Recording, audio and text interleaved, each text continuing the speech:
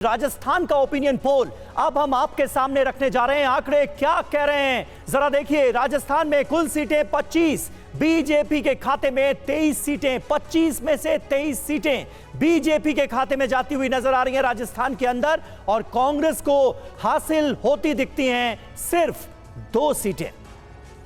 बिल्कुल। और देखिए राजस्थान का ओपिनियन पोल में वोट शेयर क्या निकल कर आ रहा है, यह भी आप देखिए। बीजेपी के पास 53.20% वोट जाता हुआ नजर आ रहा है, तो कांग्रेस के पास 36.52% और अदर्स के पास 1.08% वोट जाता हुआ नजर आ रहा है।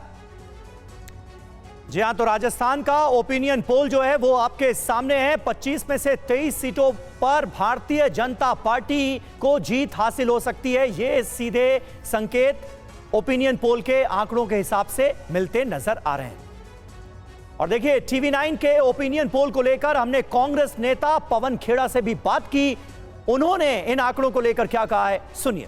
आपका सर्वे क्या कहता है या आपका अध्ययन क्या कहता है, किन मुद्दों पर जा रहा है 2024 का चुनाव, और उसमें इंडिया गठबंधन को क्या देखते हैं, उसका प्रदर्शन कैसा देखते हैं आप? अगर आप लगातार देख रहे हों, भारत जोड़ो न्याय यात्रा में जो मुद्दे उठाए जा रहे हैं, जो नौजवानों के लिए न्याय की गारंटी, जो महिलाओं के लिए न्याय की गारंटी, जो किसानों के लिए, जो आदिवासियों के लिए, श्रमिकों के लिए, ये हैं मुद्दे। यही बातें हमें लोगों से सुनाई देती हैं। राहुल गांधी की 2 यात्राएं, उन 2 यात्राओं में जो जो ग्रहण किया, जो जो सुना, जो समझा, उसके आधार पे हम अपना नैरेटिव बना रहे हैं, उसके आधार पे हम अपना एजेंडा बना रहे हैं।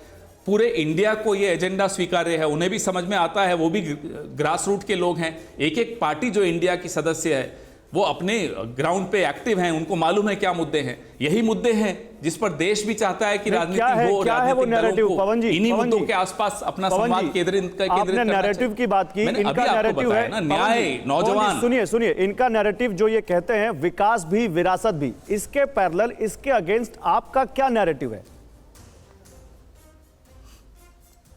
देखिए साहब, इनके नैरेटिव इनके लिए हैं। अब की बार 400 पार, अपने लिए नारे खुद सुनाते हैं अपने आप को और अच्छी तरह सो जाते हैं रात को।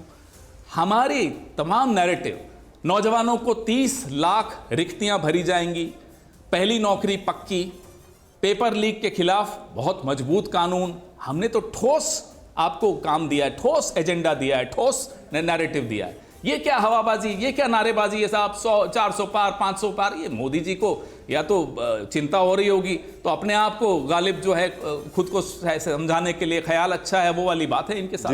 हमारा नैरेटिव तो रोज स्पष्ट होता जा रहा है। मल्लिकार्जुन खड़गे जी न्याय गारंटी की जब बात करते हैं तो लोगों को समझ में आता है। राहुल गांधी जी जब न्याय गारंटी की बात करते हैं, नौजवानों की बात करते हैं, लोगों को उन नौजवानों को समझ में आता है जो पेपर लीक के शिकार हुए कि साहब ये आदमी अगर कह रहा है तो ये बात करके दिखाएगा।